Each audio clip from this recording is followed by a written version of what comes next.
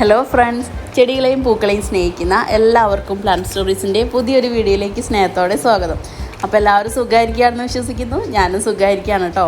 അപ്പോൾ ഇന്നത്തെ നമ്മുടെ വീഡിയോ എന്ന് പറയുന്നത് ക്രൈസോട്ടോക്സ് എന്ന് പറഞ്ഞ ഒരു സ്പെഷ്യൽ വെറൈറ്റി അല്ലെങ്കിൽ എക്സോട്ടിക് വെറൈറ്റി ഓർക്കിഡിനെ കുറിച്ചാണ്. പ്ലാന്റ്സ് നനച്ചുകൊണ്ടിരിക്കുന്നതിൻ്റെ ഇടയിലാണ് ഒരു പ്ലാന്റ് വെറൈറ്റി കാണിച്ചു തന്നിട്ടില്ല കേട്ടോ ഇതുവരെ. അപ്പോൾ അതൊന്ന് ജസ്റ്റ് കാണിക്കാമെന്ന് ഓർത്തു. വേണ്ടോ, ക്രൈസോട്ടോക്സ് എന്ന് പറഞ്ഞിട്ടുള്ളൊരു വെറൈറ്റിയാണത്. ഇതിൻ്റെ തണ്ടുകളൊക്കെ സാധാ ഡെൻഡ്രോബിയത്തിൽ നിന്ന് ഒരിത്തിരി വ്യത്യാസം ഫീൽ ചെയ്യുന്നുണ്ടാവും.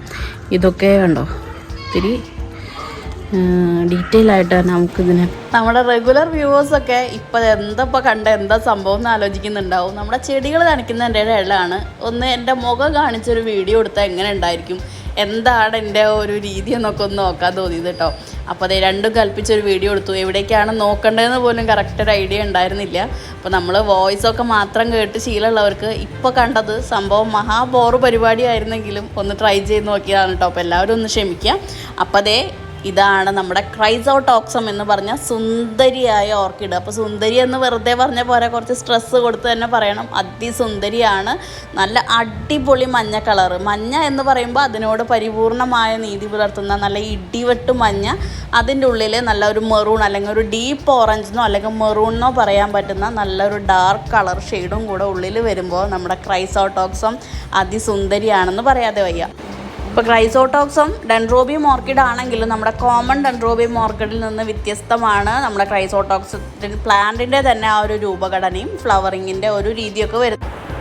ഗോൾഡൻ ബോ ഡെൻഡ്രോബിയം അല്ലെങ്കിൽ ഫ്രൈഡ് എഗ് ഓർക്കിഡ് എന്നൊക്കെ കൂടെ നമ്മുടെ ഈ ക്രൈസോട്ടോക്സിന് പേരുണ്ട്. ക്രൈസോട്ടോക്സം ഒരു എക്സോട്ടിക് ഡെൻഡ്രോബിയം ഓർക്കിഡാണ്. അതേപോലെ തന്നെ സീസണലാണ്. എപ്പോഴും ഒരു ഫ്ലവർ കഴിഞ്ഞ ഒരു ഫ്ലവർ ഇങ്ങനെ വന്നുകൊണ്ടിരിക്കില്ല. ഈ ഒരു സമയത്താണ്, മാർച്ച് ഏപ്രിൽ സമയങ്ങളിലാണ് നമ്മുടെ ക്രൈസോട്ടോക്സം സാധാരണ നമ്മുടെ കേരളത്തിലെ കാലാവസ്ഥയിൽ പൂക്കുന്നതായി കണ്ടിട്ടുള്ളത്. ഓരോ ഫ്ലവർ ക്ലസ്റ്ററിലും ഓരോ പൂങ്കുലയിലും 20ഓളം പൂക്കളായിട്ട് ഉണ്ടാവാറുണ്ട്. 5 മുതൽ 20ഓളം പൂക്കളാണ് ഉണ്ടാവുക.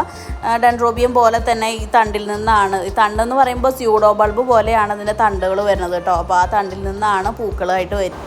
പൂക്കളുടെ ഭംഗിയും കളർ കോമ്പിനേഷൻ്റെ അട്രാക്ഷനും മാത്രമല്ല, വളരെ മൈൽഡായിട്ടുള്ള ഒരു സ്വീറ്റ് ഫ്രാഗ്രൻസും നമ്മുടെ ക്രൈസോട്ടോക്സം ഓർക്കിഡിന് വരുന്നുണ്ട്. അപ്പോൾ ഈ ഒരു പ്ലാന്റിൽ നോക്കിയാൽ കാണാം, നമുക്ക് ഒരുപാട് ബഡുകൾ വന്ന് പോയിട്ടുള്ളൊരു പ്ലാന്റാണ്. അത് അത്യാവശ്യം നല്ലൊരു മദർ പ്ലാന്റ് ആണ് കേട്ടോ. ഒരു കോമ്പാക്റ്റ് ആയിട്ടുള്ള ഗ്രോത്ത് ഹാബിറ്റ് ആണ് നമ്മുടെ ക്രൈസോട്ടോക്സ് കാണിക്കുന്നത്. നമ്മുടെ ഫാർമറി യെല്ലോ പിങ്കൊക്കെ പ്ലാന്റ് പോലെ തന്നെയാണ് ഒറ്റ നോട്ടത്തിൽ കാണാനായിട്ട് തോന്നുക.